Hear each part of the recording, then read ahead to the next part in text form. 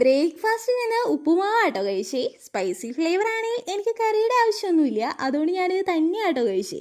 ഒരു 10 മണിയൊക്കെ ആയപ്പോൾ പിടിയോണ്ട് ഉലർത്തിയതുണ്ടായിരുന്നു, അത് കഴിച്ചു. ഇതിൻ്റെ പൊടി എൻ്റെ പൊന്നോ, ഒരു രക്ഷയില്ലാത്ത കിടിലൻ ചമ്മന്തി തോര സ്റ്റൈലാട്ടോ. എൻ്റെ ഫേവററ്റ് സാധനം അത്.